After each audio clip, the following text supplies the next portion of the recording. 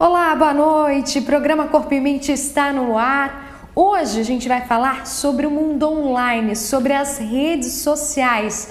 Você sabia que as redes sociais têm uma grande influência na personalidade das pessoas? Inclusive tem aquelas que postam o tempo todo e demonstram imensa felicidade, ou aquelas que divulgam comentários negativos e de autopiedade.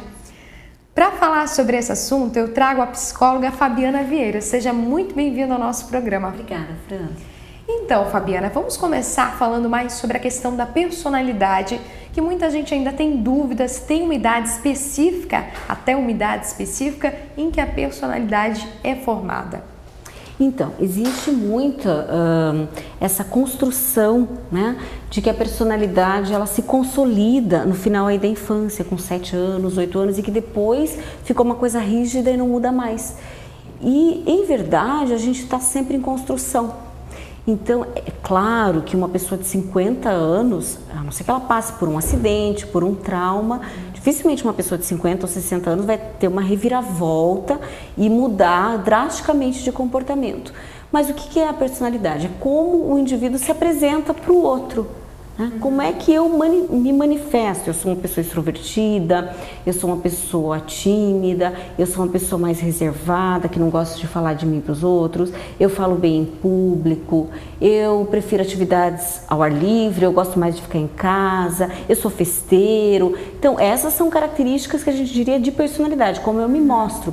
Nem sempre a forma como eu estou me mostrando para você significa que está em consonância com o que eu estou sentindo também. Então, eu ouço muitas vezes de pacientes, eu pareço tão festeiro, extrovertido e na verdade eu não sou assim. Como é que é isso? Aí eu tento explicar, você é assim também, porque é como se fosse um caleidoscópio. A gente não é uma coisa ou outra, a gente é várias coisas ao mesmo tempo. Então, a personalidade, ela não a gente quer, às vezes, definir. Ele tem uma personalidade extrovertida, ou ele é uma pessoa tímida. A pessoa pode ser várias coisas ao mesmo tempo e depende do momento. Então, um termo técnico do jargão da psicologia, a psicologia ela bebe muito da fonte do teatro, porque está muito relacionado. A gente usa a palavra repertório, como o repertório do artista. E a máscara também, o psicodrama, que é uma linha da psicologia, usa muito essa questão das máscaras. Mas usar máscara não significa fingir, mas é assim, a máscara, né? Então, quando eu tô aqui, eu sou a psicóloga dando entrevista para você. Mas quando eu sou mãe, eu sou diferente. E não significa que eu estou fingindo, eu sou professora também. Quando eu tô com meu paciente, eu sou diferente. Se eu tô namorando com o meu marido, eu sou diferente. E aí, qual é a minha personalidade? É esse mosaico de comportamentos. Se modelando realmente ao ambiente também, né? Ao ambiente, então. E aí, já que você falou, o ambiente muda, não é, aquela pessoa é falsa. Não, é uma pessoa adaptada, que é o saudável. Eu não posso ir num churrasco da mesma forma que eu vou num casamento de gala.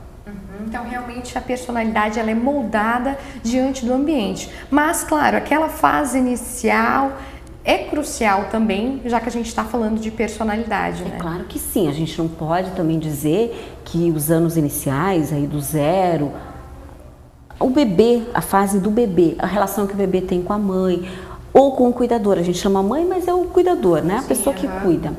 É o pai, é a avó, é a tia, se é uma criança institucionalizada.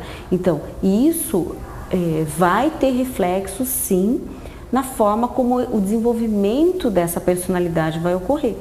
Às vezes meus alunos perguntam, eu dou aula de psicologia do desenvolvimento. E aí, então, professora, se uma criança foi negligenciada na primeira infância, isso não tem mais volta?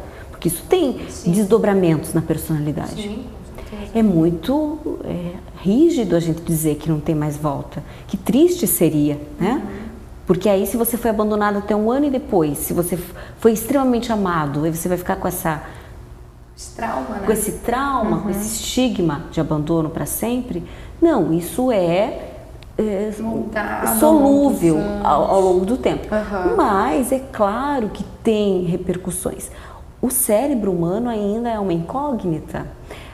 Para você ter ideia, Fran, neurociência é uma matéria, da forma como é vista hoje, a relação dos neurotransmissores, da química cerebral com o comportamento, é uma coisa que começou a ser estudada no final dos anos 90, início dos anos 2000. Então, olha como é recente isso.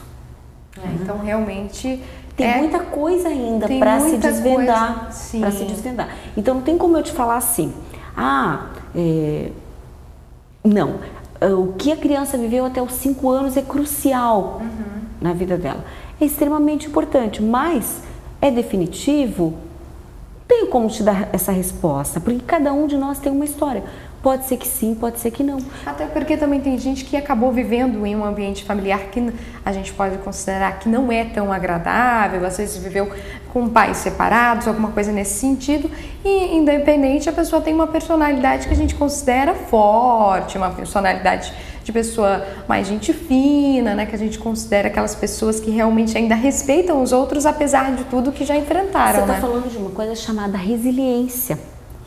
E aí um tema ainda mais técnico, que é o coping. O que são essas duas coisas? E aí tem muito a ver com elementos de personalidade, que são coisas minhas, intrínsecas a mim.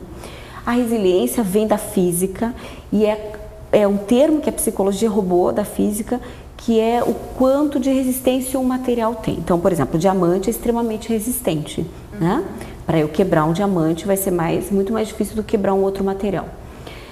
Então, a pessoa resiliente, que tem características com forte grau de resiliência, é aquela pessoa que passa por várias adversidades ao longo da vida dela, e se levanta, sacode a poeira e toca. Então, tem pessoas que têm mais essa capacidade de lidar com as frustrações, que lidam melhor, né? Que tem uma maior capacidade de enfrentamento. Então, por exemplo, em tragédias pessoais como o câncer ou como a perda de um ente importante, cada um lida de uma forma. E cada situação também acaba se tornando um aprendizado para futuros obstáculos também, né? E também, não só um aprendizado, mas também eu não sei se a melhor palavra seria determinante, porque eu acho que essa palavra é rígida demais, mas os eventos que vão acontecendo na nossa vida, bons e ruins, as perdas e ganhos que a gente vão tendo, vão desaguando também na forma como eu lido e como eu me comporto. De certa forma, acaba impactando na minha personalidade. Então, a gente estava até conversando aqui antes, né? Todos nós seríamos diferentes se tivéssemos tido outra história. Então, se eu tivesse nascido em outra família, se eu tivesse me casado com outra pessoa, se eu tivesse feito outro curso universitário, algumas coisas minhas se manteriam, alguns valores, mas muitas coisas minhas seriam diferentes. Se eu vivesse em outro meio social, né? Porque tem muito a ver com o aprendizado. Então, por exemplo, a questão do meio social. Vamos dizer que uma pessoa que nunca frequentou ambientes mais refinados, como é que ela vai saber lidar com garfos, facas e usar um vocabulário mais refinado se ela nunca frequentou? Sim. E aí você vai dizer, não, ela tem uma personalidade grosseira. Essa moça é uma pessoa grosseira. Mas ela, na verdade, é resultado de algo que ela já viveu, né? Das experiências da vida dela, do repertório, como você está falando realmente. Do repertório que ela tem. Então, quanto mais você possibilita ao indivíduo, à criança, ao teu filho, vivenciar situações, mais você dá a ele oportunidade de desenvolver repertórios. O que é isso? É importante para o mundo moderno hoje a pessoa ela transita melhor no mundo moderno se ela conseguir sair bem tanto lá na periferia quanto no meio alto. Então, ela acaba entendendo todos os lados, entendendo todas as situações. Ela amplia a visão de mundo que ela tem. Então, possibilitar repertórios, não criar a criança numa redoma. Muitos pais super protetores. Sim, isso é péssimo para a personalidade, né? Pais têm muito medo de que a criança vivencie tal ou tal. fator. É ótimo que a criança se depare com situações também de frustração. É importante que a criança ouça não, que ela não ganhe tudo que ela quer. Para reagir quanto a isso, os pais devem realmente a questão do diálogo, né? Que é sempre comentado a questão. Se há um bom diálogo, não há o que temer, né? Realmente diante das circunstâncias que acabam mundo afora tendo a Se tem um bom diálogo, isso principalmente na adolescência, mais ainda. E se a criança e o adolescente se sentem suportados, né? O que é isso? Amparado. Então ele sabe que pode contar. Ele sabe que ele tem ali, nos pais, nas figuras cuidadoras, ele sabe para onde correr. Né? E isso ajuda muito na estruturação de uma personalidade mais segura, mais saudável, mais autônoma. Então, voltando um pouquinho. Eu atendo pacientes, por exemplo, que são medrosos. Eu tenho medo de ficar sozinho em casa. Você vai buscar lá a raiz, porque teve infância de abandono. Realmente, então, o que a pessoa é hoje é um reflexo de tudo aquilo que ela já viveu e como ela encara, como que ela reage diante das situações. É um reflexo, claro, da história dela. Bom, mas para falar mais sobre esse assunto, vamos deixar para o próximo bloco. Sim. A gente, inclusive, estava discutindo sobre a personalidade, como que ela é formada, se ela vive em constantes mudanças, e a psicóloga acabou de afirmar realmente que o histórico da pessoa influencia muito. No próximo bloco, a gente vai enfocar específico nas redes sociais, porque as pessoas têm tanto essa necessidade de postar o tempo todo. É já já.